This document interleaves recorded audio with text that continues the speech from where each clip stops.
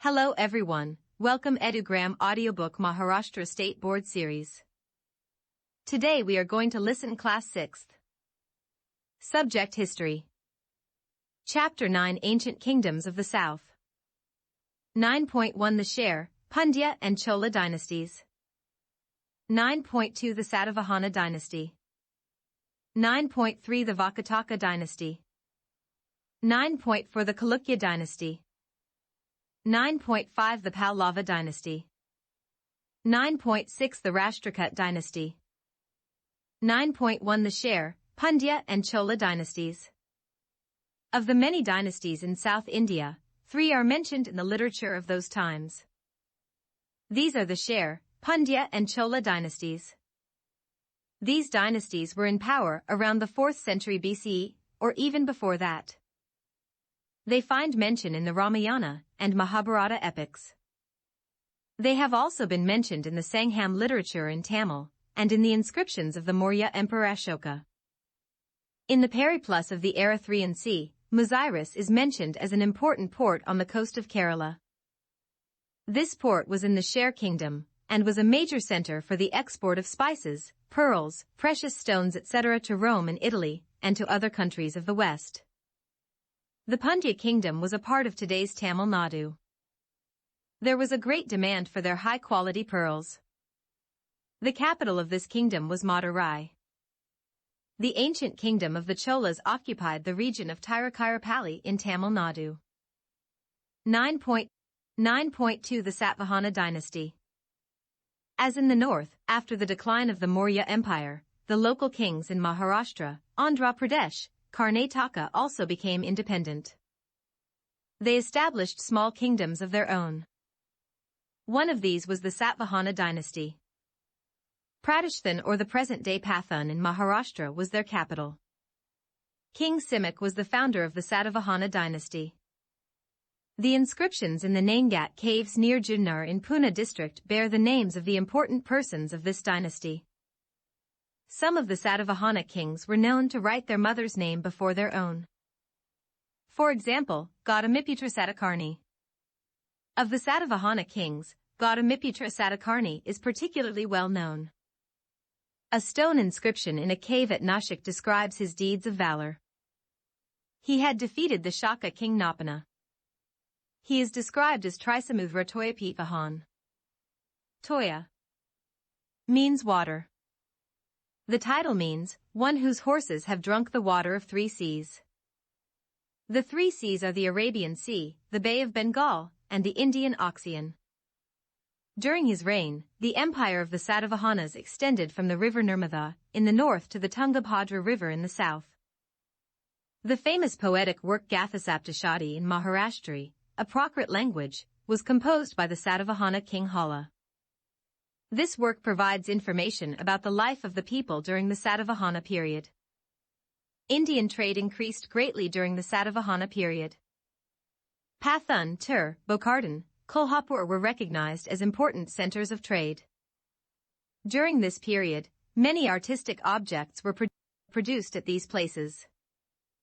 Indian goods were exported as far away as Rome.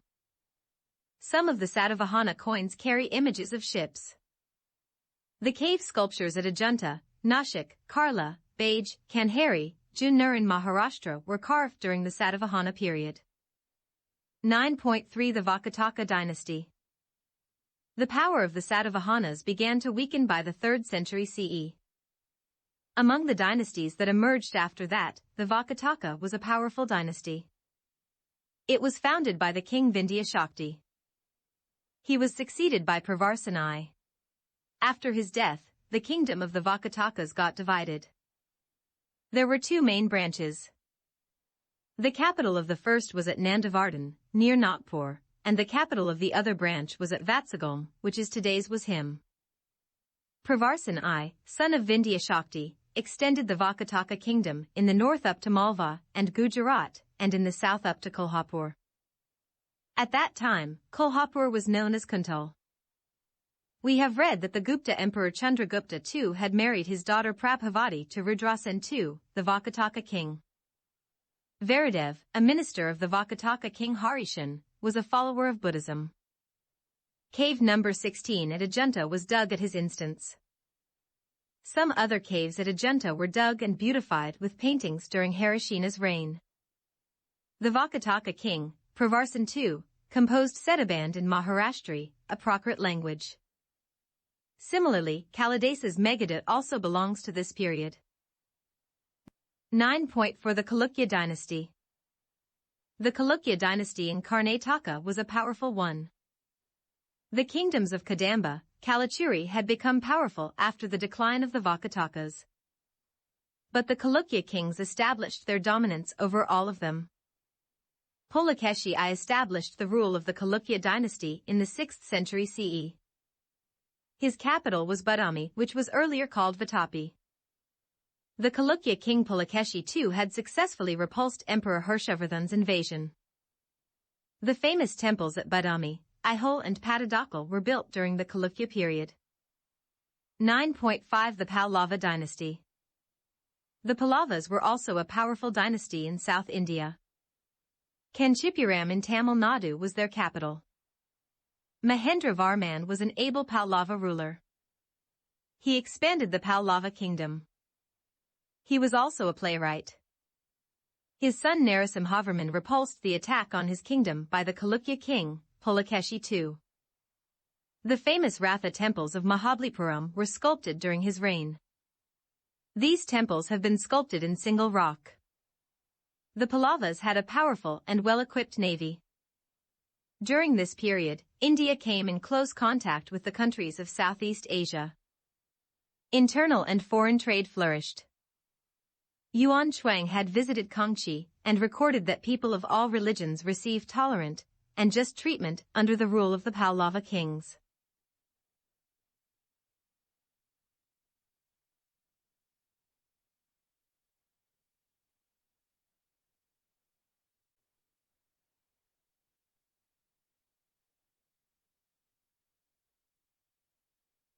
.6 The Rashtrakota Dynasty. At the height of their power, the dominion of the Rashtrakota dynasty extended from the Vindhya mountains up to Kanyakumari in the south. Their power was first established in Maharashtra by King Dantidurg. Krishna Raja I had the famous Kailas temple carved at Ellora. Up to now, we have learnt about the different dynasties that ruled ancient India. In the next lesson, we will review the social and cultural life in ancient India.